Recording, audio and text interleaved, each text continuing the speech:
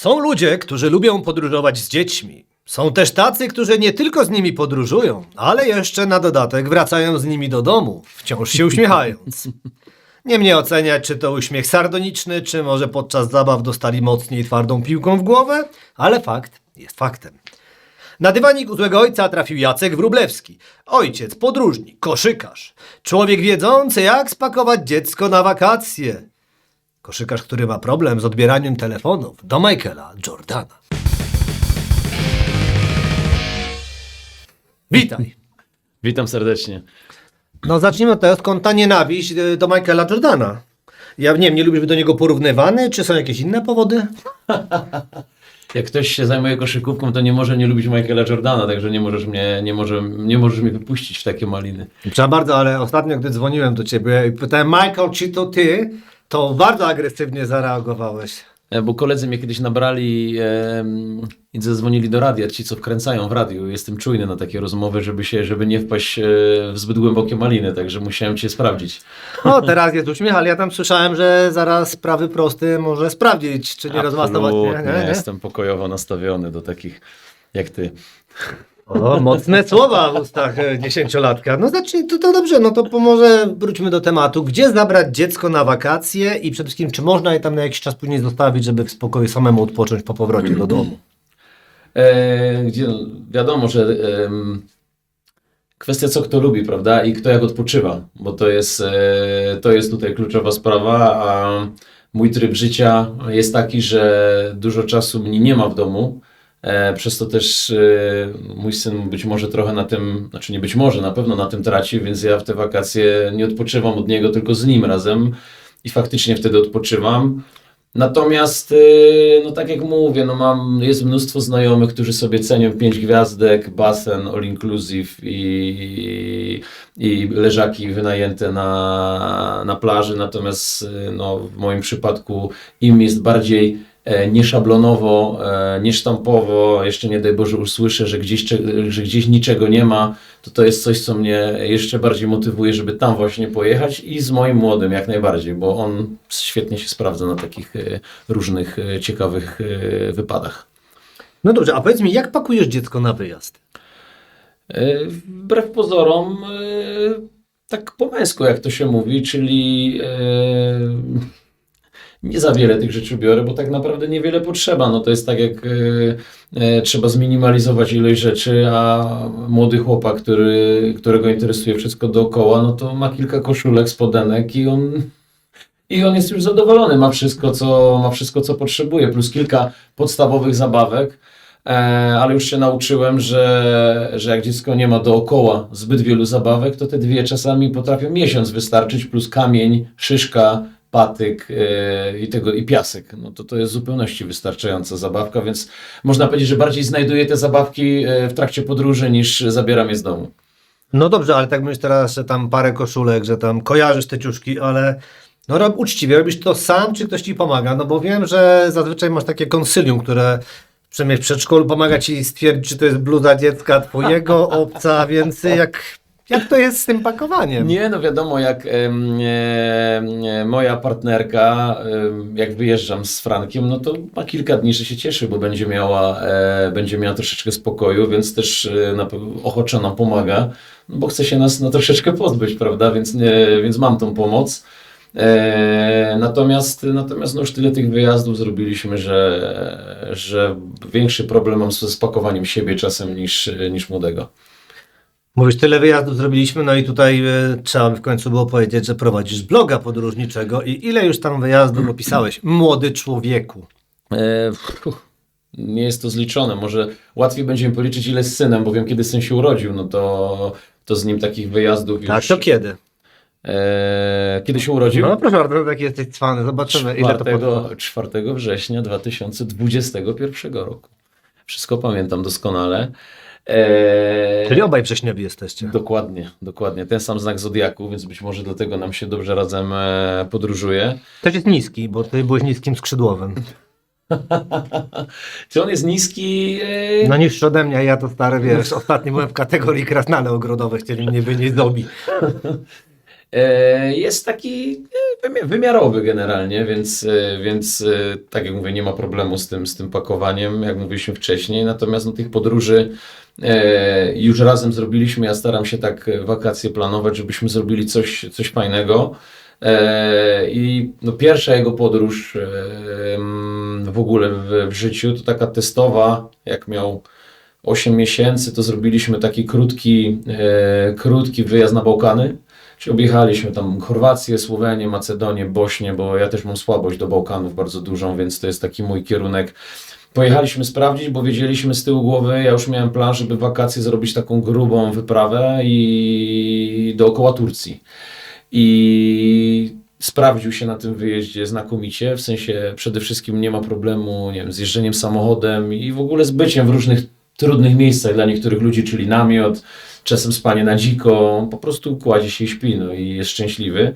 No i później jego pierwsze wakacje, czyli jak miał 10 miesięcy, no to byliśmy całą rodziną we czwórkę, 30, bodajże 2 dni, objechaliśmy całą Turcję dookoła, czyli dojechaliśmy powiedzmy tam przez Bułgaria, Rumunia, Bułgaria, północ Turcji, wzdłuż Morza Czarnego, w okolice granicy z Gruzją. Potem no byliśmy najdalej 15 km od granicy z Syrią. Tam przejeżdżaliśmy, no i potem jakby dołem Turcji wracaliśmy powolutku do Polski. Także miał wtedy 10 miesięcy, także to było takie. Wtedy już zobaczyłem, że z nim można podróżować, więc już nabrałem apetytu na kolejne wyjazdy. Kolejne wakacje byliśmy najpierw razem w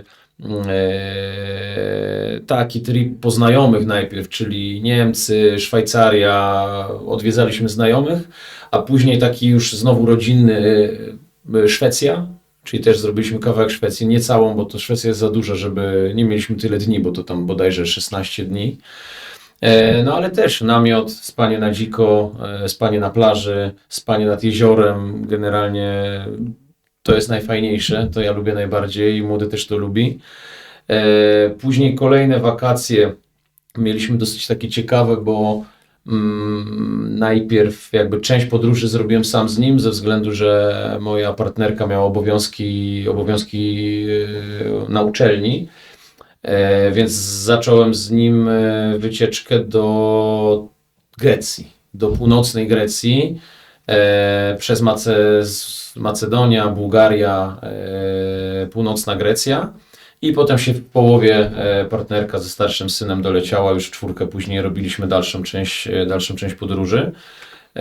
I zeszły rok też ze względów trochę czasowych, krócej było też Szwajcaria, Niemcy, ale to ze względu na to, że mam tam przyjaciół, więc też 2 w 1, jakby piekę 2 pieczenie na jednym ogniu, bo ich odwiedzam i przy okazji dalej podróżuję i coś oglądam.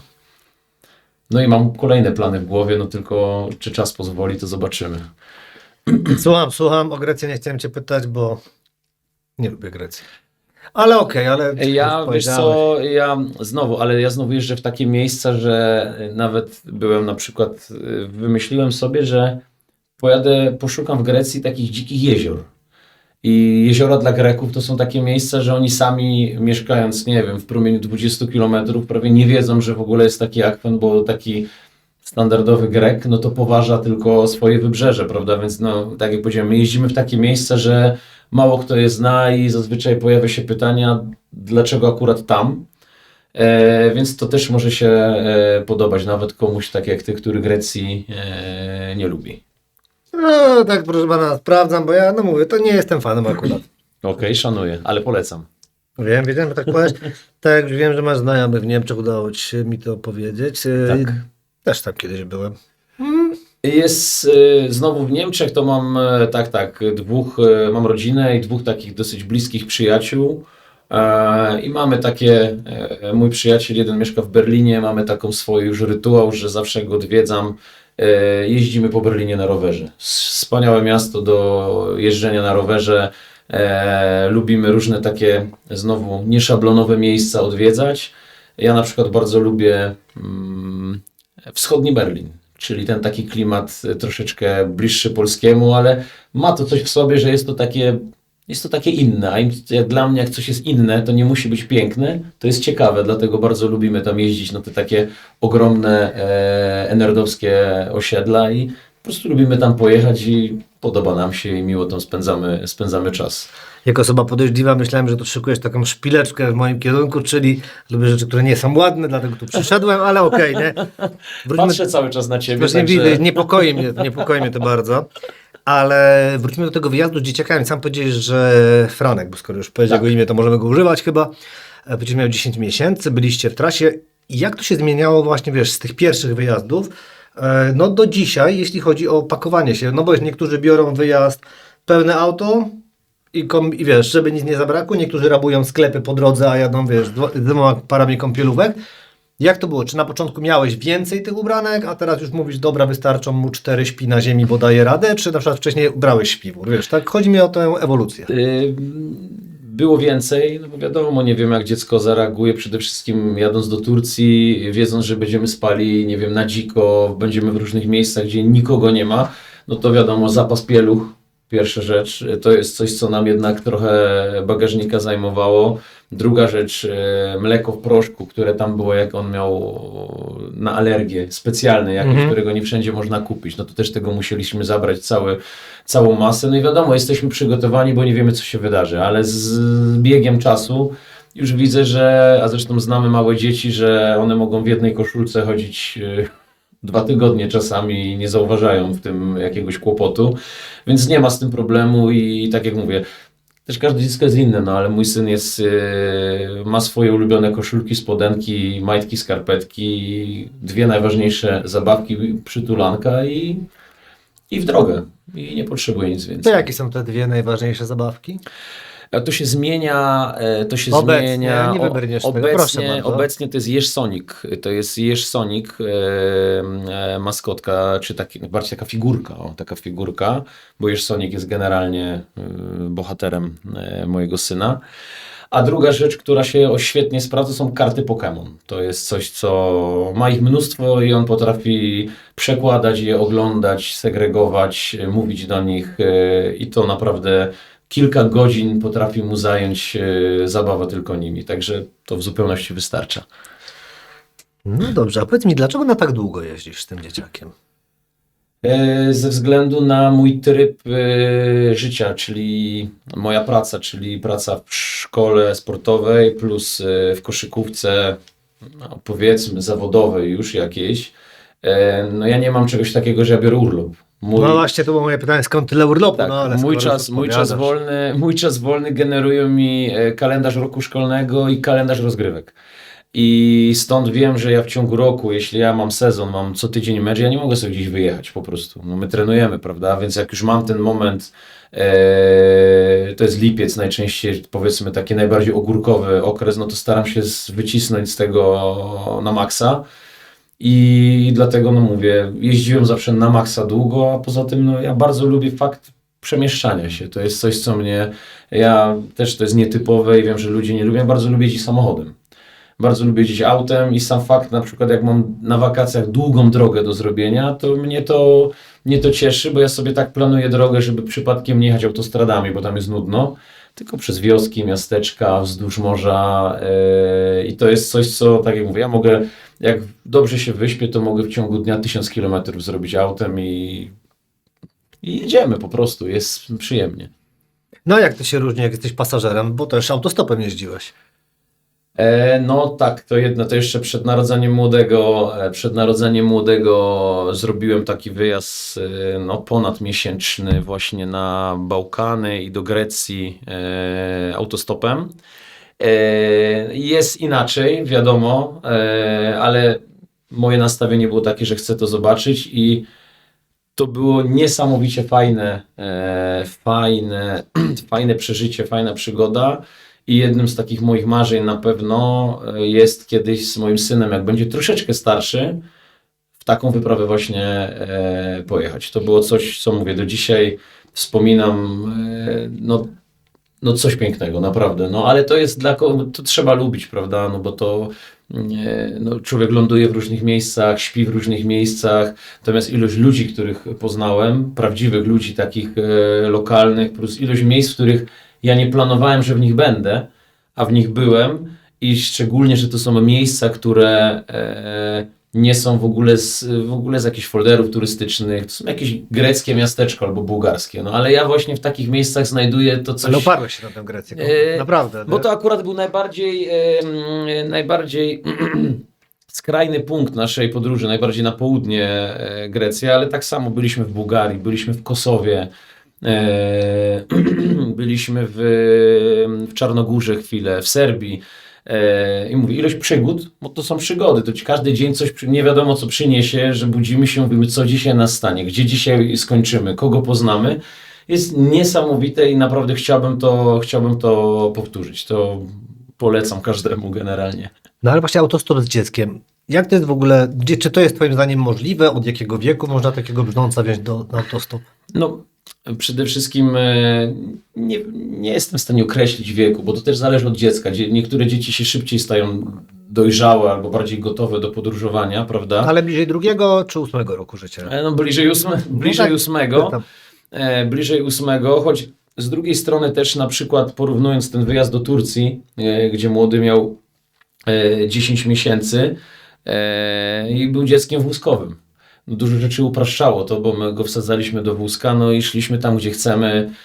No nie wiem, byliśmy przez 3 dni w Istambule, byliśmy naprawdę, obeszliśmy Istambuł a on po prostu sobie spał, pił mleko i był święty spokój. No teraz wiadomo, on już biega, ma swoje wymagania i też planując trzeba to troszeczkę znaleźć mu tych też atrakcji dla niego, typu plac zabaw, typu 1 dzień na, nie wiem, aquapark albo plażowanie jakieś, żeby on też miał coś z tego. I to generuje trudności, natomiast wracając z tym autostopem, no tak jak mówię, kwestia oceny dziecka, no wiadomo, musi być starszy, bo to też jest wysiłek, jakby nie patrzeć, prawda, i czasami też na tym autostopie trzeba trochę powędrować, wbrew pozorom, bo trzeba się na przykład wysadza ktoś mnie w jednym miejscu, a główna droga, w którą chcę jechać jest na przykład 10 kilometrów dalej, no i trzeba iść na przykład sobie jakąś ścieżką, żeby tam dojść, ale zrobię to, bo to było tak fajne, że muszę to zrobić. Dobrze, ale tak autostop też dla niektórym tak kojarzy się z zagrożeniami. Jakie są ogólnie zagrożenia w podróży z dziećmi? Bo jednak to dziecko jest dodatkiem, o siebie łatwiej zadbać. Wydaje mi się, choć oczywiście... Tu już pytam nie tylko o autostop oczywiście. Odpukać. Przy takim podróżowaniu, jakie ja preferuję, zagrożeniem na pewno jest to, że czasami jesteśmy bardzo daleko od cywilizacji. Znowu tej Grecji, naprawdę. Dobra, powiedzmy, że w Turcji, No żeby cię uspokoić. Natomiast daleko od cywilizacji, co oznacza, że jesteśmy daleko, czasami, znaczy nie jakoś super daleko, bo ja mam to na uwadze, że musimy mieć coś w zanadrzu, ale wiadomo, śpimy nad jeziorem na dziko, odpukać coś się może stać, nie wiem, jakiś problem zdrowotny. Ja to mam zawsze, najbardziej mi w głowie zostaje. Wiadomo, że jesteśmy przygotowani, jak jedziemy zawsze, jeśli chodzi o medykamenty. Zresztą moja partnerka jest farmaceutą z wykształcenia, więc jakby jesteśmy zabezpieczeni bardzo profesjonalnie od tej strony. Ale i to wydaje mi się, że może być zagrożenie. Ja innych nie widzę, bo generalnie staram się dziecka pilnować. Pilnuję. I wszystkie zagrożenia, które się pojawiają, to są te zagrożenia, które się mogą pojawić wszędzie, każdemu z nas, prawda? Więc to jakbym zauważył, jako taki główny... To wymienię. Wilki. Mieliśmy na przykład taką sytuację, nie wiem, w Grecji właśnie, w górach greckich na północy, w Epirze. Bardzo dziękuję za dzisiejszą rozmowę. Ta Grecja, ale dobra, powiemy o Bałkanach. Niech będzie, ale w Kosowie było podobnie. Kwestia rozbicia namiotu na dziko, i my już go rozkładamy, i przychodzi jegomość, i mówi, że odradzałby jednak, bo tu niedźwiedzie przychodzą generalnie regularnie, i wtedy jakby przyspieszyliśmy zwijanie namiotu, ale to już teraz wiem z doświadczenia, że trzeba dobrze wybadać grunt, więc takie zagrożenie też może się pojawić, a poza tym ja nie widzę, jeśli się dziecko pilnuje i umie się nim zajmować, to zagrożenia wszędzie dookoła nas są, również tutaj za rogiem może na nas czyhać zagrożenie i nie widzę, żeby to było coś bardziej na wyjeździe niż w naszym życiu codziennym. Poza tą jedną rzeczą, którą wymieniłem, prawda, czyli ta dostępność do jakiejś tam służby medycznej. I niedźwiedziami. I na przykład niedźwiedziami, Bo dokładnie. niedźwiedzie to, ale miłe zwierzęta też z drugiej strony. Sympatyczne, tak. Widziałem Wiadomo, co. nie przybliżamy się dokładnie. Nie zbliżamy się do niedźwiedzi, już tak całkiem poważnie. A powiedz mi, czy często kupujesz synkowi buty? Jak mu urośnie stopa. Nie ma jakichś reguł, natomiast no, zużywają się. Wiesz co, no, pytam nie bezpodstawnie, bo pomijając, że buty zajmują dużo miejsca w trakcie podróży, to no ja pamiętam, że parę ładnych lat temu w Katowicach dzieciaki zawsze badały sobie, czy ich stopy są porównywalne z rozmiarami stop Shakila. Nie wiem, czy pamiętasz to w latach 90. Tak, są takie czasem duże ślady, gdzie można sobie Tak, stopę tak. No i właśnie chciałem przełożyć. spytać, czy jako fanatyk koszykówki, bo tego się inaczej nie da nazwać, nie miewasz tego, że tak sobie myślisz, kurczę, że wygląda jak stopa Szaka. Pytanie jest tak głupie jak ten sport. Przepraszam, to taki żart. Nieładny, Oczywiście, nieładny. ale suche żarty też są No cenione muszą być, obecnie, no muszą także, być. także ja doceniam. No, wiedziałem, ja nie aspirowałem do tego rozmiaru stopy Szaka, wiedziałem, że mnie to nie czeka, mój młody też raczej nie rokuje, ale no trenuję na przykład zawodników, no i mam takiego jegomościa, który ma rozmiar stopy 53, także powiedzmy wiem, że godny, także wiem jak to wygląda i jest to spore. Ale teraz da się kupić tak normalnie buty tego rozmiaru w zwykłych sklepach?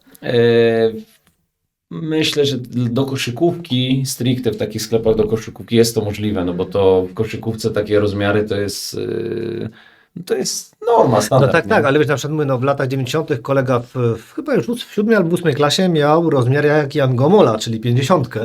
I był wtedy, kłopot. wiesz jaki to był problem ze zwykłymi butami już tak naprawdę, on chodził w traperach No tak nie, naprawdę. no wiadomo, nie? że czasy się zmieniły i dużo większe. Te buty zalewają teraz rynek, tego jest tyle do wyboru, że ja się już w tym nie orientuję, ale żaden z tych moich zawodników nie ma problemu, więc spokojnie można kupić, zamówić, kupić. No możliwości jest tyle, że spokojnie każdy coś znajdzie dla siebie. Czasami mają łatwiej ci, co mają duże stopy, bo te buty są tańsze, wiadomo, bo jest jedna para, nikt ich nie chce kupić, więc czasami zyskają na tym, że mają wielką girę, no ale generalnie to nie kłopot. Obecnie to każdy rozmiar jest możliwy. Dobrze, no, buty butami, ale czy na przykład na podróże z Frankiem bierzesz ze sobą piłkę do kosza? Taką małą dla Franka. Tak? Biorę. Do zabawy duże piłki nie biorę, no bo nie mam na tyle, chciałbym sobie pójść ja sam porzucać, ale no nie mam na to czasu, też jesteśmy w takich miejscach, że no, tam nie ma raczej boiska do koszykówki, ale młody ma piłkę, no i jak ma ochotę, to się bawimy, nie każę mu, staram się, nauczony doświadczeniem też wielu ojców, trenerów, żeby dziecku nic nie kazać, nie zmuszać go do uprawiania dyscypliny, jak chce się bawić, to się bawi, no jak nie chce się bawić, rzucać, to nie rzuca, to robimy to, na co ma ochotę. To jest ważne, to trzeba pilnować. Bo łatwo przekroczyć pewną górkę, czyli realizować swoje ambicje ciałem dziecka. To jest No właśnie ogromny dokładnie błąd. o to chciałem cię spytać, czy nie masz czasami, nie korci? No wiesz, jesteś jednak trenerem, dostrzegasz więcej niż taki zwykły zjadacz chleba i powiesz sobie, w tym kierunku mógłby iść i już go tak pchasz, czy nie dociskasz go w ogóle, tak robisz to raczej w formie zabawy?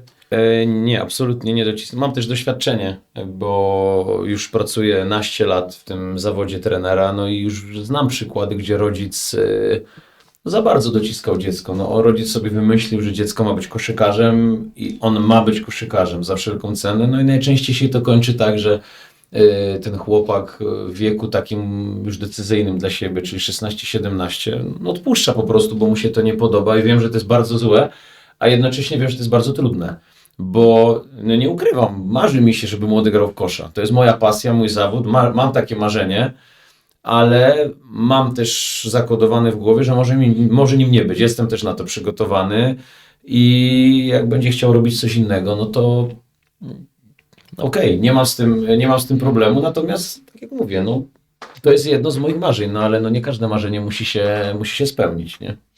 No tak, myślisz, a ten brak presji może pomóc? No wiesz, nie od dziś wiadomo, że często najlepsze wyniki osiągamy, gdy nie ma tej presji, gdy nikt nie patrzy. No ja mam dzisiaj przykład, że się podzielę, pszczelarz starszy był rano na zawodach międzyszkolnych, to nawet nie wziął kolców, bo mu się nie chciało. To zrobił życiówkę na setkę. No i więc, właśnie- więc się śmiejemy, że... I jest tak. Wydaje mi się, że te dzieci, czy już młodzież, prawda, oni mają wystarczającą presję sami od siebie bardzo często. Od nas też jakąś presję trenerów muszą mieć, bo jest to sport, który się wiąże mimo wszystko z jakąś tam przygotowaniem presji. Więc od rodzica dodatkowej presji czy musu nie potrzebuje. Potrzebuje raczej wsparcia, motywacji, ale no naprawdę wiem, że takie na siłę pchanie nie jest dobre, ale wiem, tak jak powiedziałem wcześniej, to jest bardzo trudne, prawda? Jeśli to mnie pasjonuje i wiadomo, korci mnie, chodź grać, ale nie chcę, no to zostawiam to i uczę się też na błędach innych rodziców, z którymi miałem do czynienia w mojej tam przygodzie trenerskiej. Dobrze, mam jedno pytanie, które cały czas, na które cały czas nie odpowiedziałeś, jedno z pierwszych, więc je pominiemy, a za to przejdziemy do pytania osoby, z którą między innymi konsultowałem ten odcinek, bo z wieloma osobami zawsze staram się skonsultować i padło pytanie o coś, co ty przed chwilą powiedziałeś, czyli nie ma tego kosza. No i właśnie było największym problemem w tym, żeby grać w kosza jest ten tam kosz. Nie da się pograć w domu, bo ryzyko wazonu wzrasta znacznie bardziej niż w przypadku piłki nożnej. No i po kolei, czy jest jakiś patent, żeby zamontować chałupniczo coś na kształt kosza do gry, skoro chwilowo do tej koszykówki już jednak dotarliśmy? Szok.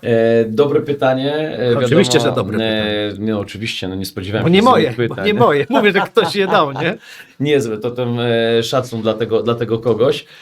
Wiadomo, jak ktoś ma ogródek, garaż, podjazd, jest mu łatwiej, bo ma to gdzie zamontować. Natomiast no, w młodym wieku, u takiego brzdąca jak mój Franek, to czasem nie potrzeba kosza, bo elementem koszykówki jest samo podawanie sobie piłki. To już jest element kosza. No, on jest tak mały, że ja mogę stanąć przed nim, zrobić tak ręce, on może do tego kosza też sobie wrzucać piłkę, on już też jest zadowolony, że ta piłka tam wpadła. Więc to jest kwestia kreatywności i znalezienia odpowiedniego skrawka miejsca i da się to zrobić. Oczywiście zachowując zdrowy rozsądek, no i mimo wszystko doniczki gdzieś tam pozostawiając No spokój. wiesz co, no tak, ale jednak brzdące bardzo chcą, no wiesz, no tak jak w piłce zawsze każdy chciał najpierw strzelać bramki, tam niewielu jest bramkarzy w wieku tym najmłodszym. No tak, w tym koszu jest chyba największą frajdą rzucanie do tego kosza. No i No ale po pierwsze jest, nie ma kosza, no. ale bo po pierwsze nie ma kosza, a po drugie, jeśli już jest ten kosz, no bo są czasami te kosze, Aha. no to masz taki problem, że jak twój kurczak ma 1,16 m w kapeluszu, no nie? No to co, to będziesz go brał na barana, bo też nie dorzuci, więc jak tutaj... No są mniejsze kosze do zawieszania na różnych przedmiotach. Na ogrodzeniu, na drzwiach, na poręczy. Są takie kosze już ogólnodostępne i trzeba mu to dawkować tak, żeby on mógł do niego dorzucać. I potem z wiekiem troszeczkę ten kosz podnosić, żeby, jeśli chce rzucać oczywiście, żeby tą skalę trudności mu zwiększać. I tak jak mówię, no nie ma z tym. Dostępność takich małych koszy jest ogromna, a przy brzdącach takich naprawdę malutkich, to czasami ręce taty wystarczą, żeby... Mamy już kosz przecież, no, można rzucać. Dobra, ty teraz będziesz bronił, że się da. To dobrze, że mam konsultantkę, która Da się. z każdej strony znalazła Wszystko. problem. Czekaj, tutaj ta konsultantka. Wszystko Kolejne się da. pytanie. Że na osiedlu jest ten kosz, czekaj, to o kosza już pytaliśmy, ale sprawa wygląda tak. Mój syn ma hopla na punkcie piłki do kosza, którą nieopatrznie mu kupiłam. Kozłuje zajadle z przerwami na żarcie, spanie i sikanie. To akurat dobre. Szanuję. Co może robić zamiast kozłowania? Jak nie mamy kosza, bo przepraszam, ale niestety piłkę ukryłam w pewnym momencie, bo moje zdrowie psychiczne cierpiało przez życie w ciągłym łomocie. Oj, no i to jest hamowanie rozwoju pasji dziecka. A, wiedziałem, że coś takiego będzie, no. No nie da się, no Ale, trzeba... ale jak ci się zmieniła nawet mina, ja to sobie obejrzę później na wideo i tak wytnę ten fragment.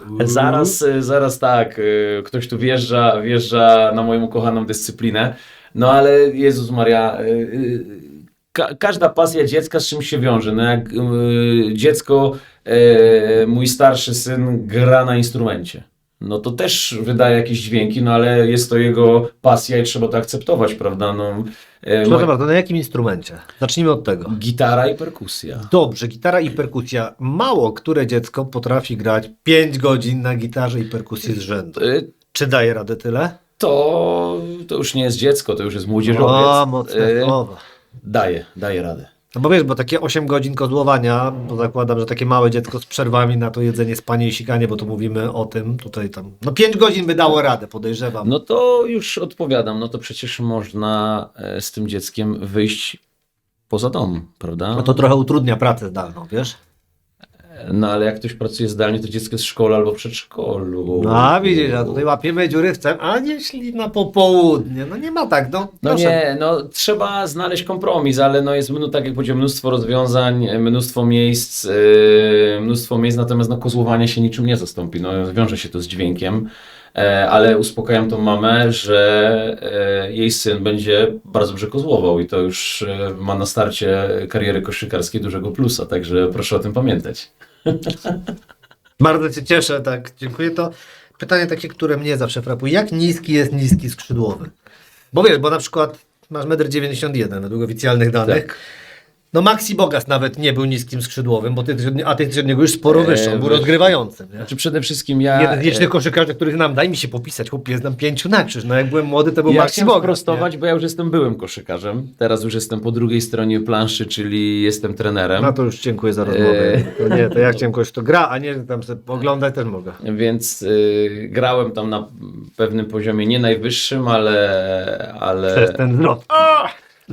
ale mówię, jeśli to się wkładało dużo czasu, no to traktowałem to serio, mimo że nie był Nie no, to ale nie umniejszaj sobie, bo tak najwyższy żartami, bo to poziom. akurat dobrze grałeś. Wiesz. Nie był to najwyższy poziom rozgrywkowy, natomiast była to liga już, która wymagała profesjonalnego, cyklicznego trenowania i poświęcania na to dużo czasu, więc traktowałem to i dzisiaj dalej, jak to wspominam, traktuję to serio, prawda? Natomiast no też byłem koszykarzem przez małe K, bo koszykarze przez duże K grają w ekstraklasie i w kadrze narodowej, prawda? Ale grałem, zajmowałem się tym od najmłodszych lat, więc jakieś tam doświadczenie mam. No i wiem, że mój wzrost jest w zależności od ligi, bo im wyższa liga, tym ta średnia wzrostu też wzrasta, prawda? Natomiast no, raczej jestem na moim poziomie, byłem średniakiem, a raczej w koszykówce jeszcze wyższej poziomu byłbym jednym z niższych. No dobrze, ale tak mówię, no nie umniejszaj sobie, no druga liga, bo tak patrzę, no Tak. kurczę, masz troszkę tych punktów, masz tych spotkań sporo, no. No biegałem, natomiast no nie chcę, mówię, robiłem to i to była moja pasja, robiłem co mogłem i spędziłem no, na tej sali bardzo dużo czasu. Miałem takie szczęście, że grałem w klubach, które na swój poziom rozgrywkowy były bardzo profesjonalne.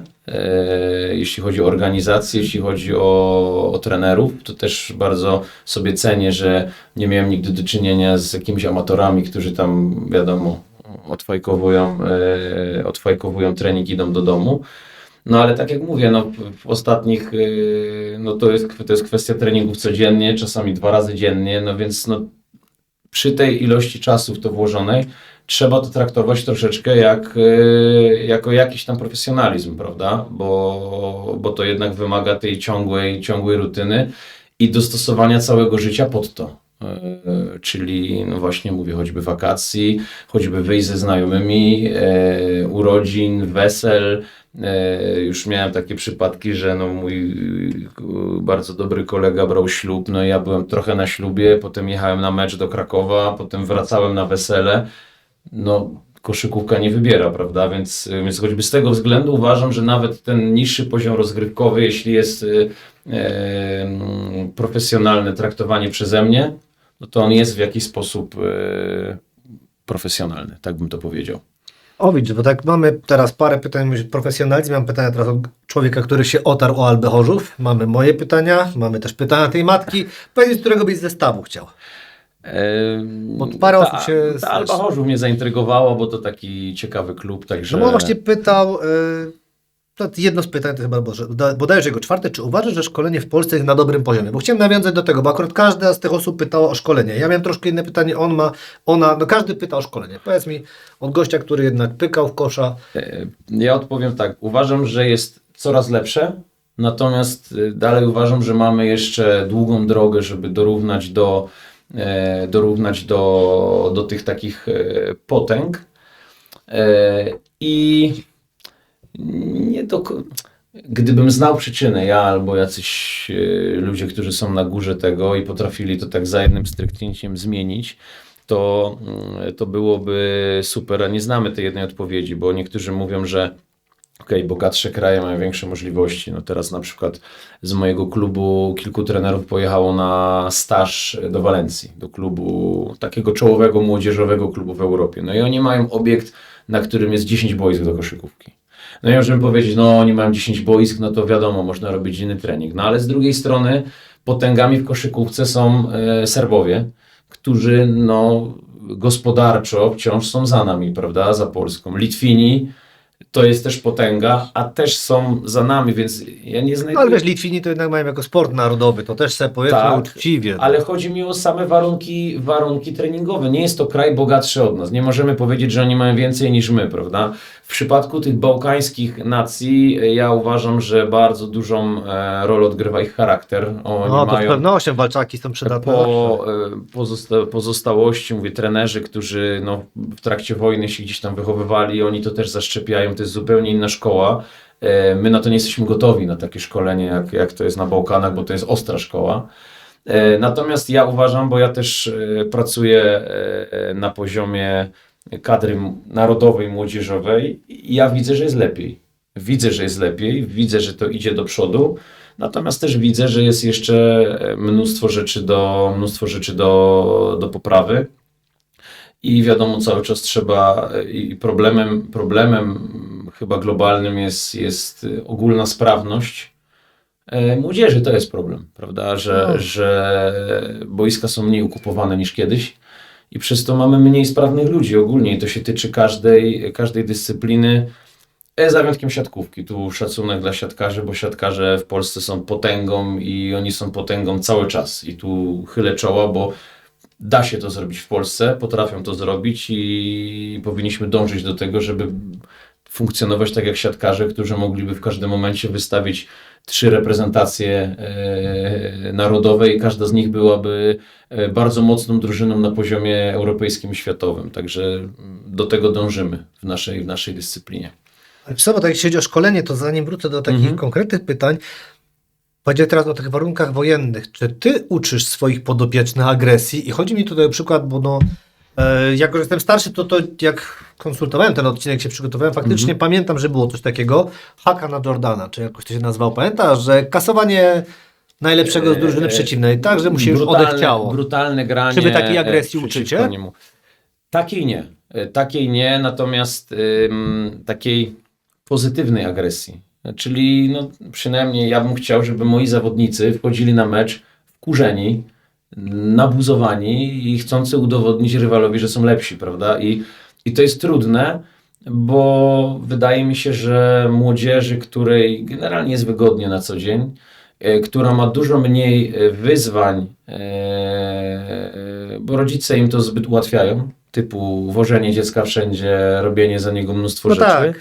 I dzieci, które mają wygodnie, dzieci, młodzież, trudniej w nich wyzwolić taką agresję. Są oczywiście jednostki, tacy, którzy są, tacy są po prostu i ich trzeba hamować, ale generalnie to jest taka bardzo pożądana cecha i czasami bardzo trudno ją wyzwolić, no bo jak ktoś jest, nie wiem, melancholikiem, spokojny, no to trudno, żebym ja teraz nagle na boisku wymagał, żeby on był pitbullem, prawda? Natomiast no, uważam, że ta taka pozytywna agresja, no to jest coś, co daje dużą przewagę i bardzo często ludzie, którzy mają w sobie taki ten charakter, ten taki chęć udowadniania cały czas rywalowi komukolwiek, że jestem lepszy, udowodnić i tak dalej, to oni mimo mniejszego talentu zachodzą wyżej.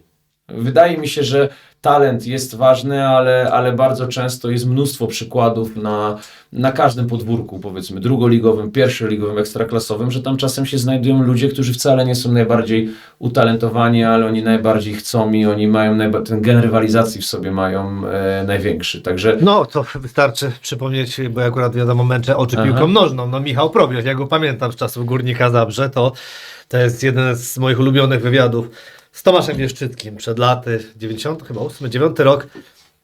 No, czy jest jakiś piłkarz, którego szczególnie nie lubisz? Nie, no my piłkarzy się wszyscy lubimy, ale nie, zaraz, przepraszam. Jest taki jeden, którego nikt nie lubi, bo wszystkich tu atakuje bardzo agresywnie, to Michał Probierz. No więc pamiętam, to był ulubiony wywiad, wtedy jeszcze grał u nas. I takich trzeba szukać.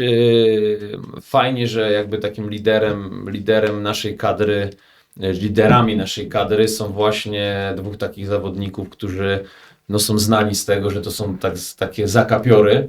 Są dobrym wzorcem dla tych młodych, że słuchaj, ty masz grać tak jak tam Ponitka albo Sokołowski, bo to są zadziory i to widać na poziomie europejskim, że oni nie odpuszczają i chcielibyśmy mieć takich jak najwięcej, ale w obecnych czasach jest to bardzo trudne. Bardzo trudne i ja może powielę taki frazes, ale no,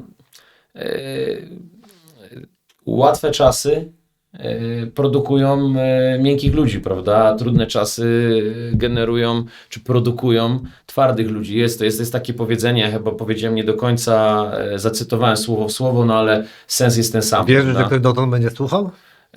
Mam taką nadzieję. Dobra, to popraw się, Znam to jedną osobę, będę to ja. A, widzisz, no, ja znam drugą, moja mama, ona wszystkich słucha jako jedyna. Dobra, to już... Pozdrawiam mamę. Przepraszamy, to jednak tutaj wszystko idzie nadal zgodnie z planem. Ale widzisz, agresja sportowa bardzo zawsze lubię, szanuję. Znam piłkarzy, bo akurat mówię, no przez to, że od bajtla katuje się tym jednym sportem, no to widywałem takich, którzy poza boiskiem takie cichutcy, spokojni. Ale sportowa agresja to jedno, ale na przykład tu też na szczęście mam tych ludzi, którzy oglądają twój sport. No przypomnijmy sobie Wiktor Wembanyama. No i powiedzmy sobie, Kosmita. czy to, co ostatnio zrobił, czy ostatnio, to 2 tygodnie temu, czy nie, to nawet nie są 2 tygodnie, no trochę ponad tydzień temu, ale jak będziemy publikować odcinek, no 2 tygodnie, przydzwonił gościowi z Minnesoty łokciem. Czy to jest agresja sportowa, chamstwo? Bo wiesz, to się sprzedaje. NBA dostał karę w trakcie meczu, ale później NBA go nie zawiesiło. W normalnym sporcie Są, wiadomo, USA ogólnie ich jakby postrzeganie sportu jest troszeczkę inne, bo u nich sport jest produktem też, prawda? No właśnie. I niestety ja na tym ubolewam, bo właśnie takie rzeczy, że on nie został ukarany za ewidentne zagranie niesportowe, prawda, a nie został ukarany, bo jest totalną gwiazdą. Być może działało na jego korzyść to, że on nigdy wcześniej czegoś takiego nie zrobił, ale z drugiej strony jako były zawodnik nie chcę go bronić, ale są sytuacje, bo ten gość, którego on uderzył, on mógł mu przez całą kwartę na przykład mówić coś brzydkiego, albo używać, albo łokciem po żebrach go tam smagać, prawda, albo robić mu jeszcze inne rzeczy. No i czasami człowiek pęka, prawda, bo no jest to twarda gra, jest dużo rzeczy, nie popieram tego. Ale czasami na tym poziomie emocji, to są też ludzie. Każdy z nas ma momenty, że w jakimś momencie pęka, prawda? Mówimy sobie bądź spokojny. W polskiej komedii była taka scena w Poranku Kojota. Spokojnie, nie daj się wyprowadzić z równowagi, no i po 2 sekundach padło siarczyste, klasyczne polskie brzydkie słowo. To tak mi się to teraz przypomniało. I no bywa tak czasami, jeśli to jest jednostkowe u takiego Wembanyamy, no to ja bym tutaj jeszcze nie robił z tego afery, ale są gracze, tak zwani brudni gracze, którzy to robią non-stop. No i teraz albo z nimi liga robi porządek, albo czasami są zawodnicy, którzy no, jeśli liga nie, no to ja z nim zrobię porządek, prawda, nauczę go. No nie jest to dobre, ale w każdym sporcie to jest kontaktowym. Tego nie ma w siatkówce na przykład i to jakby zawsze ja mówię, że to w tym sporcie jest niefajne, że tam nie ma tego kontaktu fizycznego, nie? W którym można coś tam też czasami ugrać, prawda? Nie, no jasne, ale wiesz, tak jak mówisz, no w Ameryce ten trash talking, bo oni tak to celowo uskuteczniają, To jest... no nie będzie skuteczny wobec zawodnika, który, jak powiedziałeś, zdarza mu się częściej brudnie zagrać, no bo też niewielu będzie ryzykowało, że Tak. jednak ten łokieć Tak. zostanie wyprowadzony. Tak, No. ale z drugiej strony... Ale z drugiej strony właśnie taki młody gwiazdor, który jak raz pęknie, to on może też nie wiedzieć, gdzie jest granica uderzenia tym On łokciem, nie wie, wiesz. ale to jest tak, to jest gwiazda, młody chłopak, gwiazda to będzie najlepszy zawodnik na świecie w najbliższych latach na 100%. No wiesz, to też zależy, kiedy Franek zacznie. Dlatego mówię, w najbliższych jeszcze To latach. też, nie? tak, no kilka tak jeszcze Wziąłem mu to pod zostało. uwagę I takiego gracza każdy chce w jakikolwiek sposób wytrącić z równowagi, wyprowadzić z równowagi. To jest taktyka. To jest taktyka. No i Minnesota wygrała, no bo ten gościu na 100% mu uderzył go parę razy łokciem, powiedział mu coś brzydkiego, no i w końcu pękło. No. Pamiętamy Zidana, słynną główkę. No tak. On też na pewno ta główka nie była, że Materazzi mu powiedział, ty niedobry A ty to niedobry wielokrotnie było Francuzie. analizowane. Wiesz, mam znajomych z Gruzji, którzy zawsze mówili, że tutaj jednoznacznie po stronie Zidana. Wiesz. No i tak jak mówię, skoro ktoś coś takiego zrobił, to też w jakiś sposób został do tego Ty, z drugiej sprowokowany. strony, tak bądźmy szczerzy, ten Zidane, to akurat gość, który grał w twoim klubie, czyli Ecik Janoszka, go w latach 90. uczył, żeby nie, wiesz, Nie, nie mój cwaniakował. klub z mojego miasta, no. Nie jestem super fanem, ale no ale jako- wiesz o co chodzi, no ja grał w Żyrondystach, prawda, tutaj Ecikowi Był- zaczął cwaniakować, no to No usłyszał, nie? No to mu powiedział. Pytanie, może czy się- rozumiał po śląsku. No, miejmy nadzieję, no a kto nie rozumie po śląsku, to wiesz, to se może na spokojnie, nie? Ale a skoro jesteśmy już przy Katowicach, to ile teraz jest obecnie klubów koszykarskich w Katowicach? Seniorski 1, Mhm. co było jakby inicjatywą wszystkich klubów młodzieżowych, żeby stworzyć jeden seniorski, który jest jakby taką czubkiem piramidy szkoleniowej, żeby też trochę pogodzić kluby, które tam każdy jakby działał we własnym interesie, prawda, a jednak no jeśli ma być mocna koszykówka w danym mieście, no to nie ma miejsca na no na takie, że ja sobie, no i w tym momencie tych klubów jest 5 bodajże, żebym się nie pomylił. Każdy tam w sferze młodzieżowej pracuje sobie samodzielnie. Natomiast Miners, taki projekt założony w zeszłym roku, jest jakby czymś, co ma spajać te kluby na samym końcu i być takim no takim czymś, czym się mogą identyfikować ci młodzi, prawda, że my tu w Katowicach mamy taki klub i chcielibyśmy kiedyś w nim grać albo mu kibicować, chodzić na jego mecze i tak dalej. Podoba ci się nazwa? Podoba mi się. Bo wiesz, bo tutaj było pytanie, zaraz znajdziemy. Pomijając pytanie, czy Dziki Warszawa to najlepszy klub, to takie pytanie też dostaliśmy. Jeszcze nie. Dobrze, to dziękuję, mamy je z głowy, ale zaraz je znajdę. No patrz pan. Było nam na pytanie o najśmieszniejszą nazwę, no bo jednak wszyscy wiemy, jak się nazywa klub z Torunia. Twarde pierniki. Twarde Pierniki. To jest nazwa, panie, to jest nazwa. No, oni się tak muszą nazywać, bo też z tego tytułu jest odpowiednia gratyfikacja No. finansowa. Znaczy ja i tak uwielbiałem nazwę Linodrut Zabrze, bo uważam, że to było coś do skandowania. Nie? Był taki klub, natomiast tu z naszą nazwą to jest tak, że było na ten temat głosowanie, kibice jakby mieli możliwość wypowiedzenia się, dania swoich propozycji dotyczących logo klubu, dotyczących nazwy klubu. Natomiast umówmy się, żyjemy w Polsce. Polak, prawdziwy, standardowy Polak musi narzekać, prawda? Ale oczywiście. Jest to jedna z Dlatego naszych to głosowanie, cech z tego co kojarzę, nie wiem, czy to jest plotka, ono było tak przeprowadzone, że wszyscy, którzy są za nazwą Miners, mogą opuścić ręce i dojść od ściany. Czy to źle usłyszałem? Tak, dobrze mówisz, dobrze. Nie tak, więcej, tak właśnie chyba. było, dobrze Trzeba słyszałeś. twardą ręką, bo Więc to... tak jak mówię, u nas jest, jakiej nazwy byś nie wymyślił, Ale a oczywiście. zresztą taka jest demokracja, no, że ktoś będzie niezadowolony. Mi ona się podoba, jest w jakiś sposób, uważaliśmy w klubie, dalej uważamy, że jest to nazwa, logo, cały ten fundament, na którym można budować marketing, co w obecnym sporcie jest jakby kluczowe, prawda? No bez mediów społecznościowych no nie zajdziemy wyżej. Natomiast budujemy, bardzo długa droga przed nami, no ale no, kto nie zaczyna, ten nie robi nic, prawda? Więc musimy iść powolutku do przodu z tym tematem. Właśnie teraz powiedzieć o tym marketingu, mediach społecznościowych, na przykład na NBA, nie oszukujmy się, no tam to jest tak jakbyś produkt z 300% kapitalizmu i właśnie tam, żeby być znanym sportowcem, trzeba mieć te social media, bo bez tego nie istniejesz. Czy u was w klubie też powoli robicie tak, żeby koszykarze mieli te swoje media społecznościowe i wspieracie ich jakoś, wiesz, w prowadzeniu, czy to jest tak, że każdy nas sobie? Nie, dbamy. Bo wiesz, twojego bloga podróżniczego, powiedz nazwę, bo to ja nie będę tutaj... Samochodowe podróże wróbla. Zapraszam do odwiedzin. Dobrze. Śledzi go profil Minersów. No Wiesz, tak, no tak, no bo jestem jakby częścią Minersów, mam swój blog, jestem częścią też UKS27. Natomiast nie, bardziej my Taki dbamy. puzzle z ciebie. Tak to działa, że jestem w kilku miejscach, ale te sportowe rzeczy są ze sobą powiązane, więc no nie jest to tak, że tam chwytam kilka srok za ogon. Natomiast my bardziej pilnujemy naszych mediów, czyli klubowych, prawda, żeby tam zawodnicy, trenerzy mieli jakiś swój udział w tym. Mamy w klubie od tego specjalistów, którzy się tym zajmują. Natomiast media zawodników nie, natomiast bardziej zwracamy uwagę na to, może nie szpiegujemy ich, no ale też jakby trzymamy żeby coś rękę głupiego nie zrobili. żeby szczególnie młodzi zawodnicy mają tendencję do wrzucania rzeczy, które no generalnie nie pomagają ani jemu, ani klubowi, no i tego trzeba pilnować.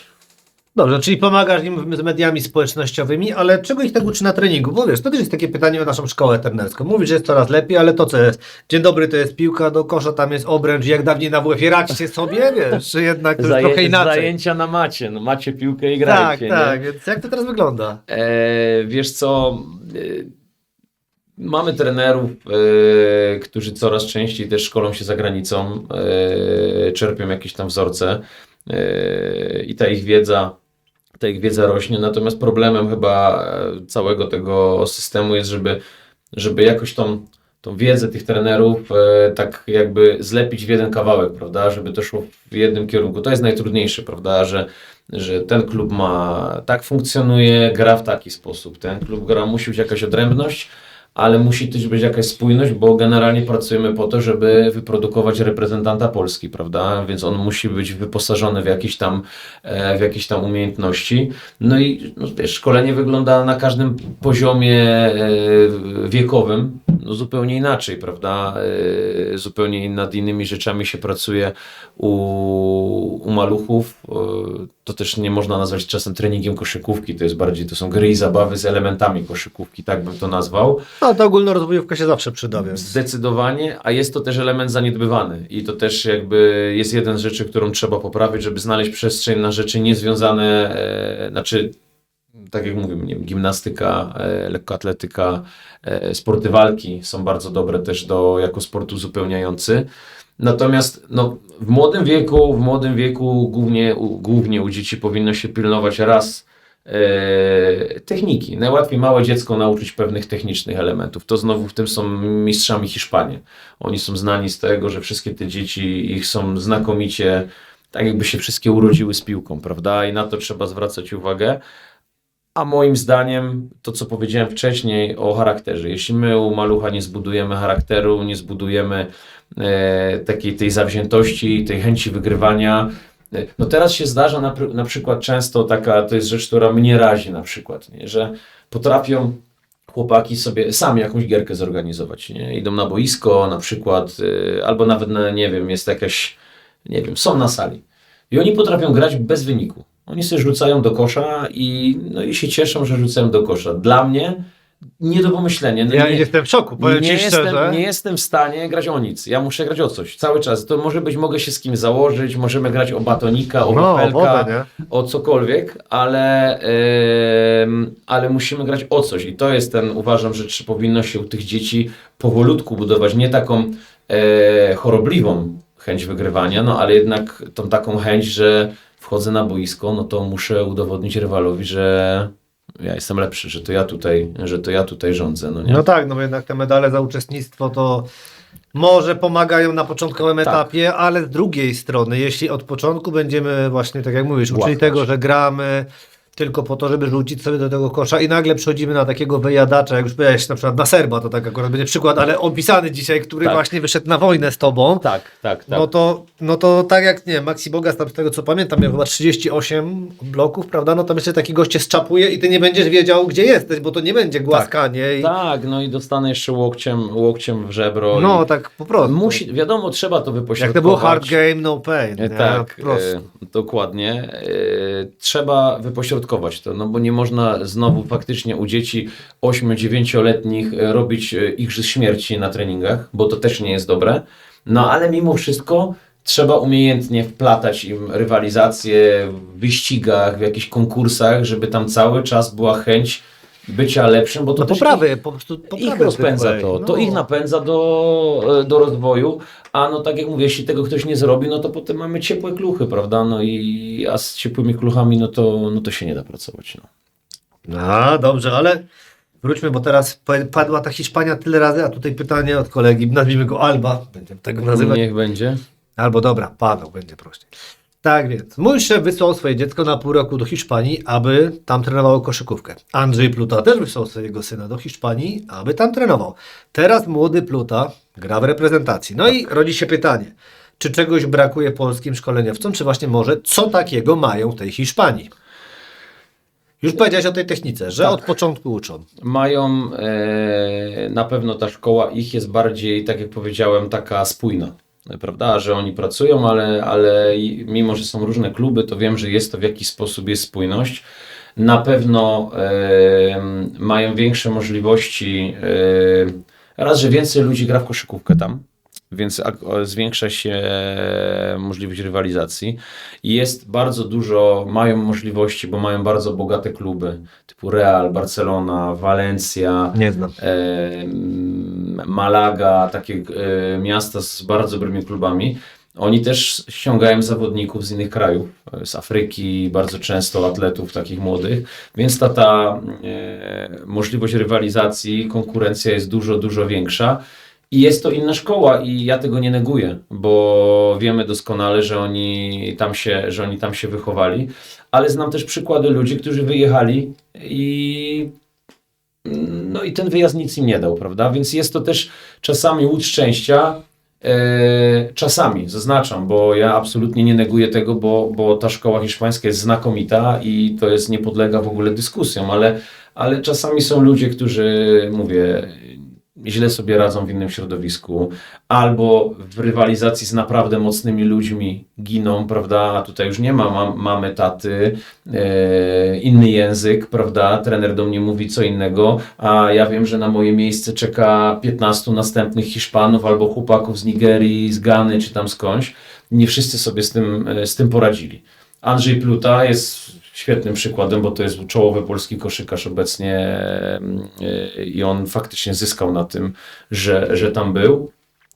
Ale są też przykłady w drugą stronę, no i ciężko tu znaleźć regułę, no bo mamy koszykarzy, którzy, no mówię, wychowali się koszykarsko w Polsce, prawda, no Mateusz Ponitka właśnie, choćby kapitan reprezentacji Polski, no znakomity koszykarz, no on przeszedł szkolenie całe w Polsce. Za granicę wyjechał dopiero jak już był seniorem, prawda, jak był w wieku seniorskim, więc no to też pokazuje, że można tutaj. Natomiast no, wydaje mi się, że jeszcze w tym momencie ta Hiszpania daje być może na starcie większe... handicap. Tak, daje taki handicap, na pewno. Ale wiesz co, bo powiedziałeś ciekawą rzecz, a mianowicie o tej dużej rywalizacji, że jest więcej osób grających. Tak. I w ogóle Hiszpanii są, jeśli chodzi o sport, faktycznie przed nami, trochę tam się żyje aktywniej. Ale już tak siedząc przy samej koszykówce, no gdy będąc młodym junakiem, no to faktycznie widziałem, że mój ojciec grywa w kosza. Nie lubię koszykówki, przynajmniej bez bicia, ale miałem ten wzorzec, że w domu grywano w kosza. Wiesz, to były inne czasy, więc ja z ojcem jako tam ten właśnie kilkulatek w wieku Franka czy młodszy jeździłem na salę, wiesz, oni grali w kosza, oglądałem, wiedziałem, że ten kosz jest. No i tutaj mam pytanie właśnie od mojej jednej z konsultantek, czyli czy koszykówka jest takim wybaczającym sportem? Ona pytała, czy na przykład polecasz dla osoby takiego korpoludka? I to się dla mnie rodzi właśnie pytanie, bo dorosłe osoby tam plus 30 jeszcze potrafią się skrzyknąć na piłkę nożną. A naprawdę mam niewiele przykładów, że ten dzieciak widzi, że tata grywa w kosza w wolnym czasie. Akurat ja mam paru takich znajomych, ale wiem, że gremialnie jakbyśmy to tak wzięli do kupy, no większość dorosłych jak coś, no to skrzykniemy się na piłkę, turniej w przedszkolu będzie piłkarski, a ta koszykówka już nie. Czy to też może mieć wpływ, że, bo wiesz, no powiedziałeś o Litwie, no tam popularność jest taka, tam się gra po prostu w kosza. Tam jest odwrotnie. Zgadza się, no jest, piłka nożna jest naszym sportem, nie chcę być narodowym, bo narodowy to jest ten, w którym osiągam największe sukcesy. To ja ci przerwę, właśnie nie, bo teraz jak to chciałeś powiedzieć, ja dostałem olśnienia. No. Proszę pana, my we wszystkim zawsze świętujemy porażki. Nasze każde porażki były prawie jak zwycięstwa, a w piłce ile ich mamy? Ale ja mówię nawet, wiesz, wszystkie bitwy. No, tu było powstanie, przegraliśmy, ale było. Ale walczyliśmy. dużo porażek, lubimy te zwycięskie porażki. No to w piłkę, no gdyby nie kąsek trawy, nie karny, nie to... Sędzia, zgadza No. się. Wydaje mi się, i absolutnie tutaj to nie jest uderzenie w piłkarzy, bo mam mnóstwo kumpli, trenerów i tak dalej, no ale przez to, że jest to sport, przepraszam, najpopularniejszy zdecydowanie, no to jest taka faktycznie troszeczkę, że trudniej te porażki przyjmować. Tak mi się wydaje. To jest normalne i to nie, gdyby to był inny sport, no to byśmy zupełnie inaczej rozmawiali. Natomiast, no, tak jak mówię, do siatkarzy się odnoszę. U siatkarzy, jak siatkarze nie zdobędą złota, to już są hejtowani, prawda? No to słusznie. Oni zresztą. jadą, robią srebro na olimpiadzie, no i generalnie jest niezadowolenie. To pokazuje, na jakim jesteśmy poziomie w tej dyscyplinie. Natomiast wracając do twojego pytania, ja akurat w takim środowisku się obracam, że wokół mnie mnóstwo, no mamy grupy, które właśnie grają w kosza, Tylko mi prawda? mało lepiej, że to ty jesteś- no, a w jakim masz się środowisku obracać? No właśnie, Jestem dlatego- trenerem koszykówki, o dziwo, no ale to jak, o dziwo ile ludzi grających w kosza, czy to nie zaskakuje? To nie, ale tak poważnie pytam bardziej, Jest to też. czy się ten brak zdarza. wiesz, tego, że nie ma tych ludzi, że dzieci nie widzą tego kosza, czy to też nie jest, Na wiesz, pewno, na pewno to jest w jakiś sposób generuje, natomiast no mówię, ja może mam trochę skrzywione spojrzenie, no Nie. bo przez to, że ja w tym środowisku jestem, no to Nie. ja tą koszykówkę widzę amatorów Twój syn ma grających. 18 koszulek z napisem... 27. No widzisz, Ma. chciałem cię sprowokować, a 27 to Ma, ale nie chcę w nich chodzić najczęściej, na przekór. na przykład. Natomiast ma to wpływ na pewno, ta masowość na pewno ma też wpływ na to brak jakiegoś sukcesu, prawda? Sukces taki, znaczy mieliśmy sukces, bo mieliśmy 4. miejsce na Mistrzostwach Europy i wtedy faktycznie ta koszykówka, ja widziałem od zewnątrz, że ona trochę ruszyła, prawda? Natomiast no, cały czas brakuje nam takiej bomby, prawda, sportowej. Wydaje mi się, że to bardzo mocno napędza i wtedy jak jest bomba w postaci jakiegoś super wyniku, no to trafia do świadomości takich laików jak ty na przykład, nie? Że wiesz, mimo że się nie interesujesz, to wiesz nagle ja pierdzielę Ty, ale zdobyli jestem dość blisko ciebie, nie, Tłaniaku, co? mistrzostwo świata. No cały czas mówisz, że nie lubisz koszykówki, no to już tak za takiego cię mam, no. No oczywiście, ja jestem lajkiem, jak nie lubię, ja tam No, czytam, ja ale tam coś widziałem widzę, paru tam znasz widziałem, już, nie? Dzięki temu wywiadowi 3 koszykarzy już znasz, nie? Panie, Był no to- Jordan, Wembanyama i Maxi Box. Jeszcze Rodmana znam, bo, I wiesz, Rodman, bo no to- występował w filmach. Nie? To pierwszą piątkę już zmontujemy z Nie, no twoich- to jeszcze z bym się twojej zmontował. No wiedzy, akurat w nie? latach 90. oglądałem, jak się uczyłem angielskiego, to starałem się sprowadzać gazety o tych koszykarzach. Zresztą, no bądźmy szczerzy, no miałem w domu tego ojca, no to ja musiałem oglądać jak Celtowie grali, bo pod początek lat 90., koniec 80. jakieś kasety sprowadzali. No i to były Jej. najpiękniejsze chwile Mhm. w twoim dzieciństwie, no tego nie chcesz tego powiedzieć teraz na głos, bo jesteś kibicem piłki, no. No, z kibicem piłki. Piłką to się po prostu katuje człowieku, wiesz, to jest na tej zasadzie. 30 lat jeżdżenia mam ponad, pierwszy sukces widziałem 3 tygodnie temu, wiesz, więc No i to jest urok bycia kibicem tak, piłki więc nożnej. bądźmy szczerzy, no na tej zasadzie, ale nie no, fakt, że no, ta koszykówka jest interesująca, no ma bardzo ciekawą oprawę już, no powiedzmy o samych Lakersach, jak teraz ten serial był, nie wiem, ze 2 lata temu, dobrze kojarzę, Tak, rok, tak. 2 lata temu ten serial o Lakersach, też sobie go wrzuciłem na szybko na bęben, no bo jest to interesujące. Zresztą no mogę ciebie spytać, co ciebie tak naprawdę w tej atmosferze najbardziej interesuje, bo poza samą grą jest ta atmosfera, no już nie mówię nawet o Ameryce, która żyje tym, wiesz, tam kosz, jakiś zrobienie z tego show, no bo oni wszystko potrafią już opakować na siłę, Tak. bo to jest po prostu skrajny kapitalizm, ale no u nas. Ja oczywiście pamiętam, jak na Linodród Zabrze przyjechał hutnik z flagą, no to ja mniej więcej mam takie wspomnienia, no to wiesz, no to To nie... jest, słuchaj, zawsze coś, nie? I każdy kraj czy kontynent rządzi się swoimi prawami. No i teraz wymienić Amerykanów. Miałem przyjemność 2 miesiące temu być w Stanach. 3 mecze NBA widziałem na żywo. I jest to show. Tam ludzie chodzą no bardzo często jak do kina, do teatru, prawda? Kupią sobie popcorn, jest kiss kamera. No, to od razu pomyślałem o tej śpiewak, kiss kamerze, jak popatrzyłeś na mnie, tak? Tak, bo właśnie tak myślę, kiedy? Nie łapię się w kadr, ale... Ale wiesz, jest żonglerka w przerwie, gość śpiewa country, rzucają koszulki, bardzo takie rzecz, która się rzuca w oczy jest taka, że jak jest początek meczu w NBA, w tym sezonie regularnym oczywiście, no to połowa hali jest pustej, no bo oni jeszcze kupują popcorn, frytki, Coca-Colę i oni se wchodzą, oni nie zważają na to, że kurde, ja tu nie widziałem 2 minut meczu, to już uciekło mi coś, jakieś fajne akcje, a oni przychodzą fajnie, grają chłopaki, wygrywają, przegrywają mecz wysoko, to oni sobie już wychodzą wcześniej, I jest to różnica. No i kibice wiadomo, jak bardzo często są takie w internecie urywki, tam jakiś grubas ma brzuch pomalowany, tańczy na trybunach. Okej, jest to jakiś styl, no ale Ale teraz... bez tego uśmieszku, że na mnie patrzysz, bo ja wrzuciłem już trochę, wiesz? Nie, no jeszcze ten czarny, czarny ci tak wyszczupla, także ledwo cię widzę za tym mikrofonem. Ale na przykład dla porównania w Europie, no jak gra Panathinaikos Ateny, nie wiem, Olympiakos Pireus, Śpiewa Horta Magiko. Crvena Zvezda Belgrad, Partizan Belgrad, no to jest atmosfera, która do mnie przemawia bardziej, bo tam jest po prostu cała hala ludzi, których interesuje tylko ten mecz. I jakby No my tam... jesteśmy, ale wiesz, to ci wejdę w zdanie, bo my jesteśmy przyzwyczajeni do tego kibicowania. Właśnie Panathinaikos z tym Horto Magiko, tak. to tak z 20 lat temu no chłopcy na stadionach też mówili, patrzcie, że oni na tej hali potrafią. No Cervena wiadomo, to jest w ogóle inna liga we wszystkim, tak. to jest kosmos. Tak. A Grobari, których mówisz, też ciekawie wyglądają. Nie? Oni, no nie, tam to jest, no to jest wojna, no wiadomo, że tam już jest w pewnych momentach się robi niezdrowo na tych meczach, ale z drugiej strony ja nie miałem jeszcze przyjemności zobaczenia takiego meczu, ale mam to też na swojej liście rzeczy do zrobienia, czyli derby Aten albo derby Belgradu na żywo na hali, to jest takie też moje marzenie, ale jak oglądam to w telewizji, no to tam jest cała hala ludzi, których interesuje tylko mecz, jakby tam wyszedł jakiś gościu żonglerkę robić Dokładnie, albo nie? śpiewać country, to by go obrzucili zaraz kubkami i mu powiedzieli, żeby spadał, bo oni tutaj larmo robią, race odpalają i to do mnie bardziej przemawia i wiem, ja oczywiście nie grałem na takich halach, ale parę razy mi się zdarzyło, że grałem przy pełnej hali, przy kibicach, którzy krzyczą na nas, trąbią. Fajnie się gra. To jest super. No, wydaje mi się, że koszykarze zawodowi bardzo sobie cenią granie właśnie w takiej atmosferze, gdzie jest hałas. No to na pewno jest, wiesz, coś innego, aczkolwiek powoli zaczyna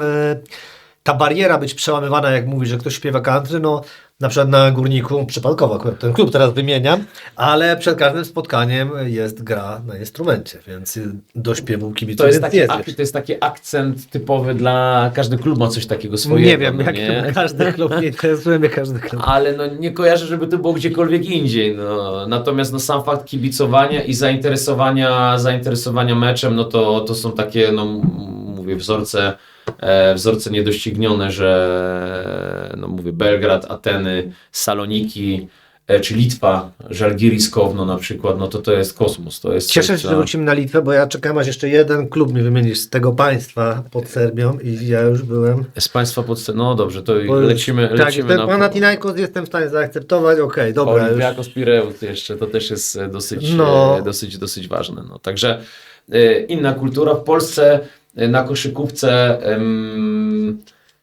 jest lepiej, bo tak jak powiedziałem, kluby te takie topowe coraz bardziej dbają o tą Jak otoczkę. Dziki Warszawa, tak? Te wspomniane. Dziki są stosunkowo nowym tworem na mapie, ale oni w mojej opinii są świetnie zarządzani, świetnie prowadzeni i z klubu, który grał tam w drugiej lidze, czy był założony w ogóle jeszcze niedawno, no są czołowym klubem w Polsce. No jeden z waszych wychowanków tam gra. Dokładnie, Krzysiu Kępa, pozdrawiam go serdecznie. Zresztą z Krzyśkiem też jeszcze grałem jako zawodnik.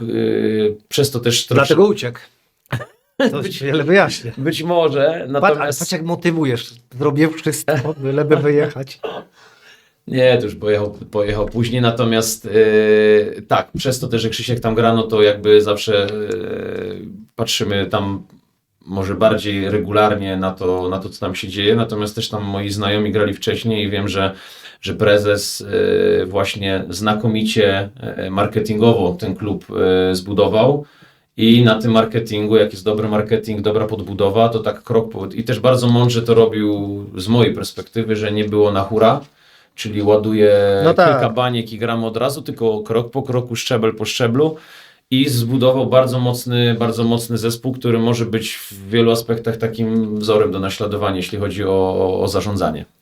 Bo powoli będziemy kończyć, żeby cię nie zamęczyć, ale powiedz mi, jaki klub ma najfajniejszą maskotkę? To jest jedno z ważnych pytań, które padły. UKS 27, no muszę to powiedzieć. Jaka to maskotka? To jest tygrys.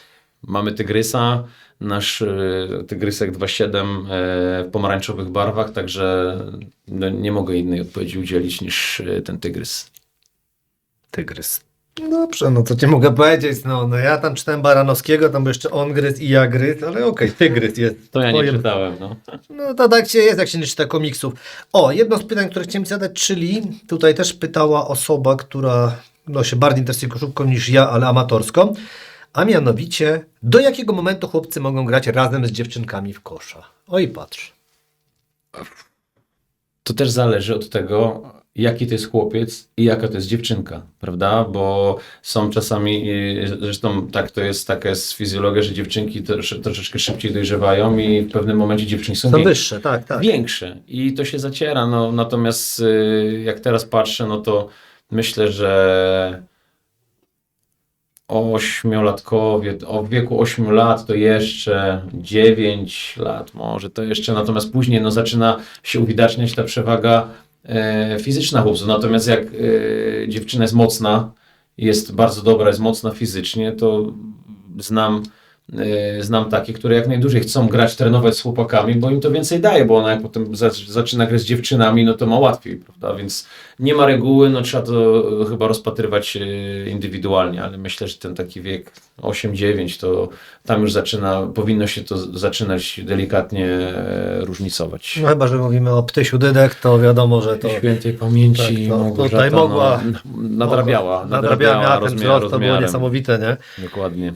No cóż, no to powoli będę kończył te koszykarskie pytania, ale widzę, że tutaj Paweł nasz miał jeszcze jedno, między innymi.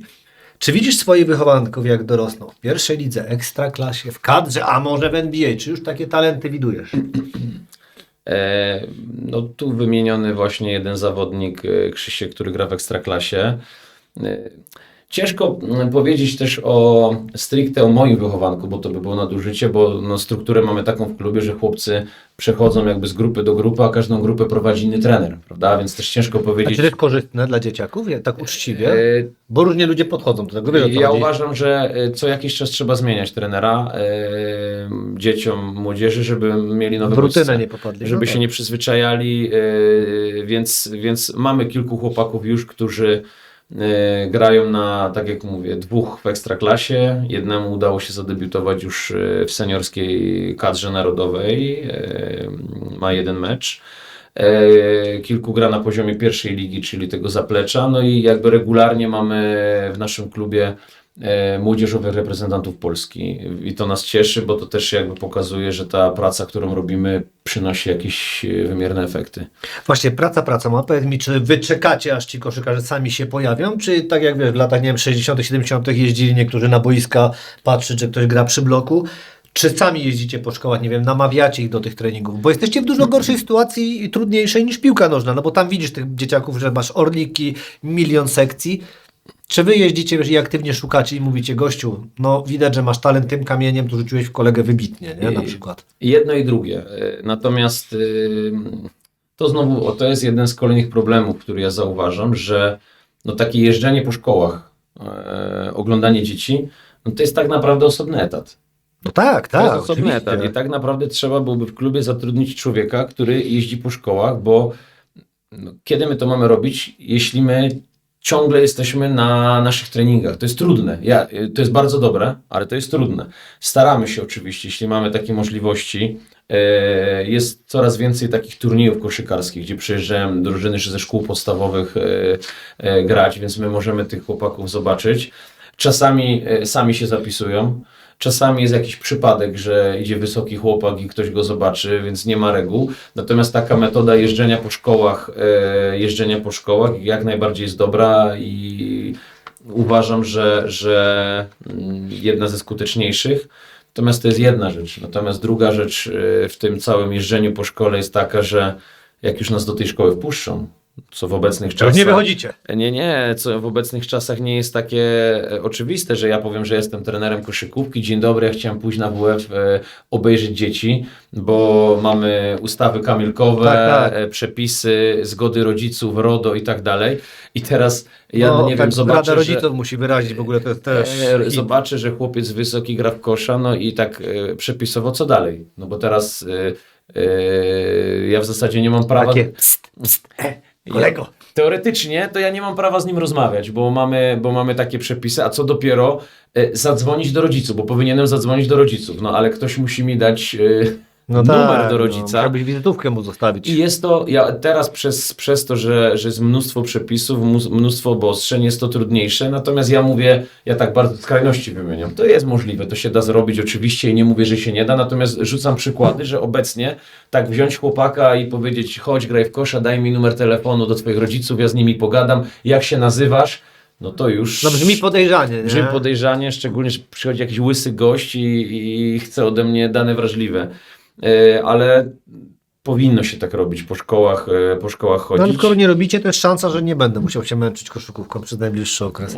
Zależy, gdzie twój młody będzie chodził do szkoły, no bo może go tam upolujemy. No. Znaczy, no jest ryzyko, bo on lubi grać mi na nosie, tak jak z tym słynnym słowem, że No to- obejrzę mecz, ale żebyś wiedział, że Górnik Zabrze nie jest dzisiaj moim ulubionym klubem, więc to tak, to myślę, że Będę pamiętał. będzie szansa. Ostatnie pytanie jest koszykarskie, masz krótką odpowiedź. Ale gdzie zgubiłem ja? Było takie dobre, takie zabawne, takie hi, haha i patrz, no i panie, ja teraz nie widzę. Co jest twoim ulubionym elementem kultury koszykarskiej poza sportem? Taki szybki strzał. Ulubionym elementem jest to, że cała społeczność koszykarska. To, co się dzieje, że zazwyczaj ludzie, którzy się tym zajmują, to są, tam się nawiązują przyjaźnie. Zresztą większość moich przyjaciół, nie wszyscy, z szacunkiem do tych, że nie są z koszykówki, są z koszykówki. I wspomnień mnóstwo, które jest związanych z nimi, z obozami, z wyjazdami na mecze, bardzo mocno budują te drużyny koszykarskie, takie więzi, które tam zostają później na lata i to sobie też bardzo cenię, bo gdyby nie ta koszykówka, no to bym zupełnie obracał się w innym środowisku, wśród innych ludzi. Dobrze. A w ogóle, bo tak teraz mi się przypomniało, muszę spytać, jeśli chodzi o granie w kosza, czy ty chciałbyś zagrać w spotku? W ogóle uważasz, że ma sens grywanie w spotku meczy kosza? Bo teraz już jest mój ekran, ale ja pamiętam, jak nie było ekranu i widziałem gościa, to bym lornetkę potrzebował. No przyznam się, byłem na koszu, no trudno, no cóż macie. Biedny jesteś, wybacz, że musiałeś Jeszcze- taką katorgę znosić. hopie, puchar koracza. W ogóle. Koracza, Bobry Bytom. No oczywiście Dijon, no z kim mieli grać? Mecze są na spotku, Mistrzostwa Europy są na spotku i to naprawdę, zresztą w zeszłym roku były Mistrzostwa Europy, faza grupowa była w spotku i te mecze naprawdę fajnie wyglądały, bo spodek jest fajną halą do wydarzeń, jest dosyć taka ciasna. I nawet tego kosza podciąga, nie? Patrz. Muszę I ten- poszpilkować, jak ktoś No wiem, ale nie daje się sprowokować cały czas, wiesz. Dostanę łokciem, jak będę wychodził, Jak tak? będziesz wychodził pod żebro. Tak myślałem. Ekran jest bardzo efektowny, no i na przykład w tym roku, znaczy w tych ostatnich Mistrzostwach Europy był mecz naszej kadry z Izraelem. I przez Tak, akurat kojarzę. Izrael przez tą swoją, powiedzmy, niejasną sytuację na międzynarodowym podwórku. No rozumiem, że to musi być bezpiecznie, dla mnie jest to dość jasne. Ale okej, nie chcesz politykę wejść, jasne. Chciałem to powiedzieć ładnie. Nie był faworytem publiczności, no jak atmosfera na tym meczu była naprawdę taka zbliżona do tego, co znam z telewizji z Belgradu albo z Aten. Więc jest na tej hali możliwość zrobienia naprawdę wydarzenia. Więc tak, uważam, że ma sens, natomiast takie cykliczne mecze, no to musiało upłynąć bardzo, bardzo dużo lat, żeby zbudować taką drużynę, która by przyciągała tyle ludzi, żeby to było też ekonomiczne, żeby taką halę zapełnić, a nie żeby ludzie siedzieli gdzieś tam rozmieszczeni po kątach. Tylko Bobry Bytom, nikt więcej nie ma szans na to. Z panem Grzegorzem jeszcze za sterami, którego tutaj pozdrawiamy serdecznie oczywiście. Pozdrawiam serdecznie trenera Grzegorza. Kończąc o tej koszykówce, się okazało, że mamy strasznie długą rozmowę o koszykówce. Nie ma problemu. Pytanie, które padło na samym początku i nie odpowiedziałeś mi na nie, czyli gdzie zabrać dziecko na wakacje? Bo to jest coś, po co się spotkaliśmy. Są wakacje, a my o koszu. Tak, gdzie zabrać dziecko na wakacje? Może ja powiem, gdzie ja zabiorę. No dobrze. Gdzie ja zabiorę? No niech będzie. Co zrobić, no. Nie ma powiedziałem, nie ma odpowiedzi na to. Zacząłem mówić, że preferencje są tak różne, że to, gdzie mi się podoba, a komuś się nie podoba. Wyprawa dookoła Turcji na przykład była z tego powodu ciekawa, że Turcy uwielbiają dzieci. I dzieci mają niesamowite fory w Turcji z dzieckiem, jak się jest małym, a jeszcze szczególnie z jasnymi włosami. Wszystko młody tyle, co jakiś tam dostał coś, gdzie weszliśmy wcześniej, bez kolejki. To jest bardzo fajna rzecz, dodatkowa do tego, nie używałem takiego słowa maszala, co oznacza, żebym się nie pomylił, syn Boga, coś takiego na to nazywają, że oni po prostu, no miałem taką właśnie, a propos dzieci, sytuację w Mardin, że szedłem z moim Frankiem w nosidełku tym takim, które jest z przodu. Ja po prostu szedłem chodnikiem gdzieś tam i główna droga przez miasto szła i jechała policja. I policja się zatrzymała na mojej wysokości i mnie woła. No ja już się trochę zastanawiam, mówię, no nie wiem, złamałem jakiś przepis, nie wiem, coś zrobiłem. Kamień do ręki z A przyzwyczajenia. oni po prostu mnie zawołali, oni się chcieli z Frankiem pobawić i go łaskotali, głaskali go po głowie i tak 10 minut stałem, rósł korek na tej ulicy cały czas, no ale oni stali, czekali, pobawili się z Frankiem, podziękowali mi, poszli dalej, także to na pewno jest fajny kierunek. Natomiast ja uważam, że takie kierunki jak ja jeżdżę, czyli trochę spania na dziko w różnych pod namiotem, to też trochę hartuje te dzieci, nie przyzwyczaja je, że nieważne gdzie jesteś, ważne z kim jesteś, prawda? Jak jesteś z kimś, to nieważne to miejsce, w którym jesteś, Filozof. tylko no, Filozof. chciałem na To koniec. gdzie jechać? No powiedz tym, o dobra, gdzie jechać? Bytom, dalej. Bo ty byś daleko. Pytam, no, szybki, krótki kaszel. Na hałdę. No, Hebdzie, Słuchaj, tramwaj, proszę. mam w głowie tyle kierunków, że No to 3 kierunki, żeby pojechać z dzieckiem. Tak. Wiesz co, bardzo trudne pytanie, bo No, bo w każdym miejscu... miałeś godzinę na zastanowienie się nad odpowiedzią. Godzinę A? czekałaś, aż ci powiem. W każdym miejscu, w którym byłem, w którym ja byłem, jest coś dla dzieci. Na przykład Szwecja. Szwecja objechaliśmy, powiedzmy... Szwecja, dalej. Szwecja. Druga Szwecja. Proszę bardzo, 2 razy możecie jechać do Szwecji. Wiesz co, no nie, za duże jest miejsc. No nie wymienię. Byłem w tylu miejscach, że w każdym miejscu znajduję dla dzieci coś, prawda? Bo możesz powiedzieć, że jedziesz tam, gdzie są, nie wiem, piaszczyste plaże, bo dziecko lubi biegać po plaży. No to jedziesz, nie wiem, do Hiszpanii albo właśnie do Szwecji, gdzie masz pustą plażę, prawda? Jak jedziesz bardziej lądowo, bo cię coś interesuje, no to... Serbia. No Serbia to tam natura bardziej i raczej swojski klimat. No, to raczej, wiadomo, że nie Grecja, no czyli Serbia raczej- z tego kierunku. Więc to jest za trudne pytanie, bo każde miejsce coś daje i ja nie mogę narzucić. Ja mogę powiedzieć jedynie, że do takiego jeżdżenia ze spaniem na dziko, natura, no to cały Półwysep Bałkański, czyli kraje byłej Jugosławii, plus wspomniana Grecja, Bułgaria, Nie słyszałem. Turcja są perfekcyjne, bo tam też mało kto ma problem z tym, że ty śpisz na dziko, wręcz jak śpisz na dziko, to jeszcze ktoś ci przyniesie szklaneczkę rakii na przykład, albo tego typu rzeczy i to są super kierunki, bo przez charakter ludzi i takie troszeczkę mniejsze przywiązanie do przepisów, że to jest moja ziemia, mój grunt, jest troszeczkę łatwiej. Także Ja to widziałem, na pewno. że dźwięk się trochę tam, wiesz co, zerwał w jednym miejscu, tylko powtórzę, żebyś państwa były Jugosławii i Bułgaria, tak? Żebyśmy I tam No dobrze. I tam się zacząłem krztusić. Tak, więc bardzo dziękuję Ci za to, że w ogóle znalazłeś czas, żeby poopowiadać o koszu też.